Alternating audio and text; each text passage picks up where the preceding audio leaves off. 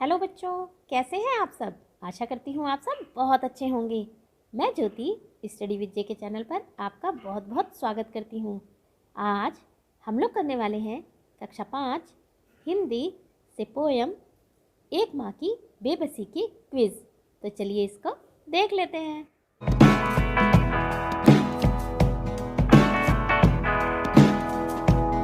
एक माँ की बेबसी, यह कविता किसने लिखी है। ऑप्शंस देखेंगे।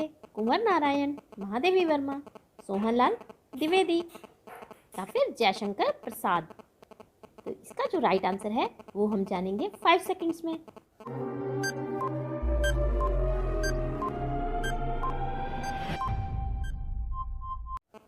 इसका जो सही जवाब है वो है कुंवर नारायण।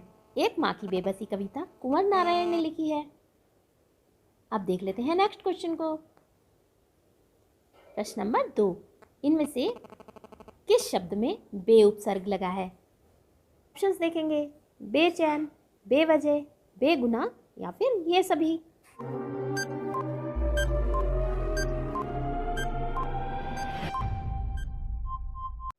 बच्चों, पहले तो आपको ये पता होना चाहिए कि उपसर्ग कहते किसे हैं।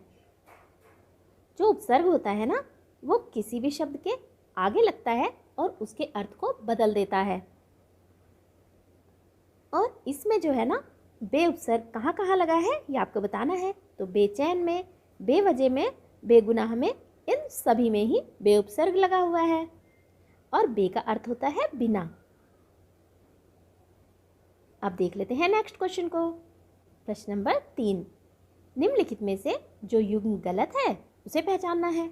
यहाँ पर इन शब्दों के अर्थ दिए हैं और आपको ये बताना है कि कौन से शब्द का अर्थ सही नहीं है। अब इन शब्दों और उनके अर्थों को देख लेते हैं। अदृश्य, जो दिखाई ना दे। अजूबा, अनोखा। भिन्न यानी अलग। और भयभीत, जिसे किसी का डर ना हो। इसका जो सही जवाब जानेंगे हम 5 सेकंड्स में।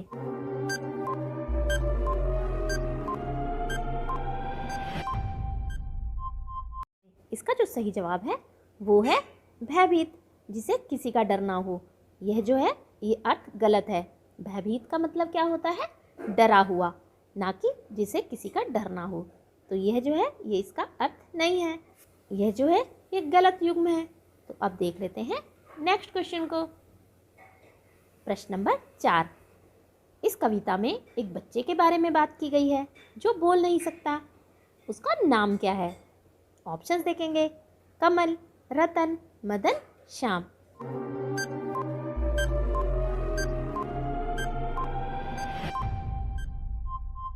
आपने अगर इस कविता को अच्छे से पढ़ा होगा तो आपको इसका आंसर अच्छे से पता होगा।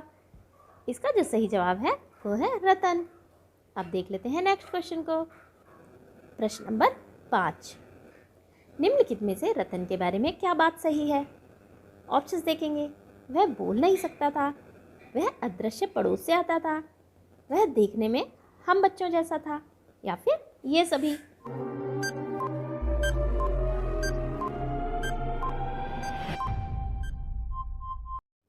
इसका जो सही जवाब है वो है ये सभी, क्योंकि जो रतन था ना वो बोल नहीं सकता था और वह अदृश्य पड़ोस से आता था और देखने में हम बच्चों जैसा ही था।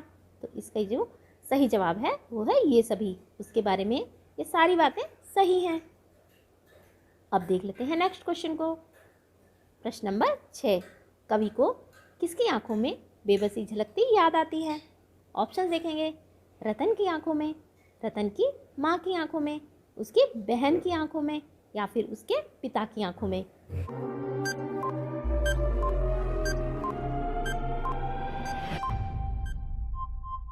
इसका जो सही जवाब है वो है रतन की माँ की आंखों में। कवि को रतन की माँ की आंखों में बेबसी झलकती याद आती है। अब देख लेते हैं नेक्स्ट क्वेश्चन को। प्रश्न नंबर 7, बेबस शब्द में कौन सा उपसर्ग लगा है। ऑप्शंस देखेंगे। बे, बेब, या फिर बस, या फिर इनमें से कोई नहीं।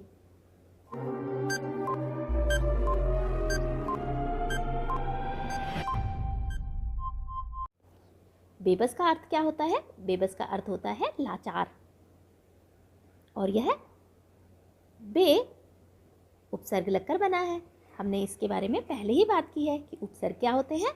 वे शब्द होते हैं जो किसी भी शब्द के आगे लगकर उसका अर्थ चेंज कर देते हैं, ये आगे लगते हैं।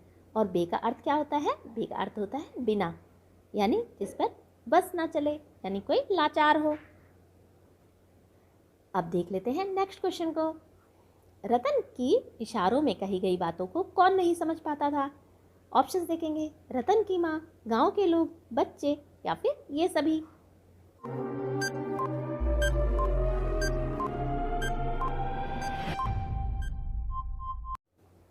रतन जब बच्चों के साथ खेलने आता था ना, तो उसकी माँ हमेशा उसके साथ आती थी। वो इसलिए क्योंकि रतन तो बोल नहीं सकता था और रतन की माँ उसके इशारों को बहुत अच्छे से जानती थी। और जो उसके साथी बच्चे थे ना, वो उसकी बातों को समझ नहीं पाते थे। तो इसका जो सही जवाब है वो है बच्चे। अब देख लेते हैं नेक्स्ट क्वेश्चन को। प्रश्न नंबर 9, आँख दिखाना मुहावरे का क्या अर्थ होता है? ऑप्शंस देखेंगे। स्वार्थी होना, डराना, मना करना या फिर ये सभी।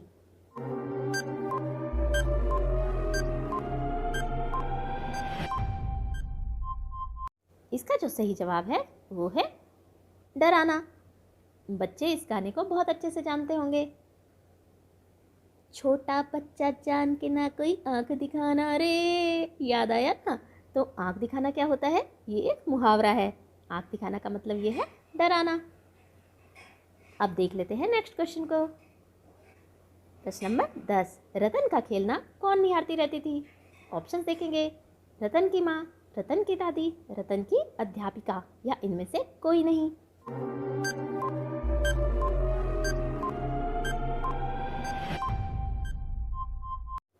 इसका जो सही जवाब है वो है रतन की माँ। रतन की माँ रतन का खेलना निहारती रहती थी। वो देखती रहती थी कि रतन कैसे खेलता है, क्योंकि उसकी बात को कोई नहीं समझ पाता था। रतन की माँ जानती थी कि वो क्या कहना चाह रहा है। वो उसके इशारों की भाषा भी समझ जाती थी। अब देख लेते हैं नेक्स्ट क्वेश्चन को। आँख शब्द का पर्यायवाची शब्द है। यहाँ पर कुछ शब्द दिए गए हैं, आपको बताना है कि इनमें से उसका पर्यायवाची शब्द क्या है। ऑप्शंस देखेंगे। नेत्र, नयन, लोचन या फिर ये सभी।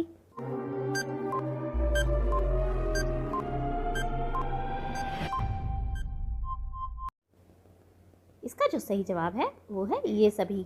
आँख शब्द के ये सभी पर्यायवाची हैं। नेत्र, नयन, लोचन, चक्षु। अब देख लेते हैं नेक्स्ट क्वेश्चन को। प्रश्न नंबर 12, निम्न में से कौन सा शब्द माँ का पर्यायवाची नहीं है? इसमें ऐसा कौन सा शब्द है जिसका अर्थ माँ नहीं होता?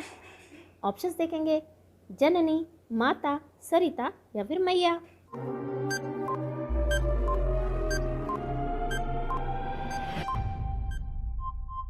इसका जो सही जवाब है वो है सरिता।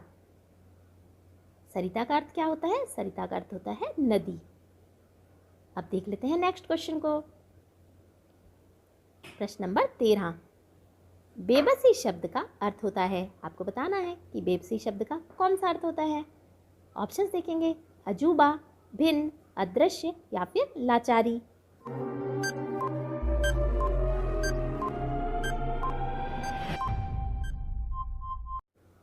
इसका जो सही जवाब है वो है लाचारी। अब देख लेते हैं नेक्स्ट क्वेश्चन को। रतन के साथ क्या दिक्कत थी? ऑप्शंस देखेंगे। वह बोल नहीं सकता था, वह चल नहीं सकता था, वह खा नहीं सकता था या फिर ये सभी।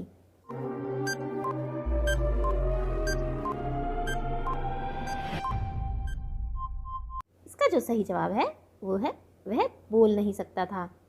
अब देख लेते हैं नेक्स्ट क्वेश्चन को।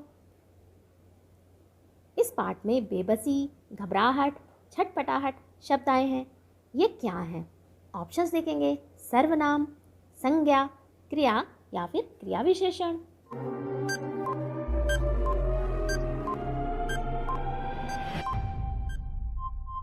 बच्चों बेबसी का क्या अर्थ होता है? बेबसी का अर्थ होता है लाचारी, और घबराहट यानी बेचैनी, और छटपटाहट यानी डर।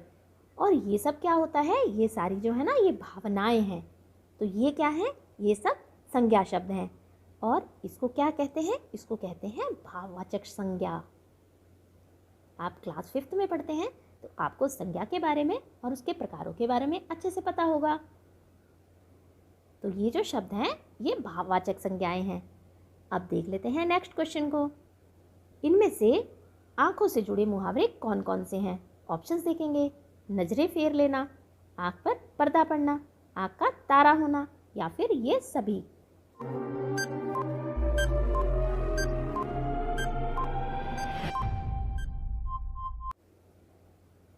इसका जो सही जवाब है वो है ये सभी। नजरें फेर लेना यानी अनदेखा करना, आंख पर पर्दा पड़ना यानी सच नहीं जानना, आंख का तारा होना बहुत प्यारा होना। आपको बताना है कि आपको ये वीडियो कैसी लगी।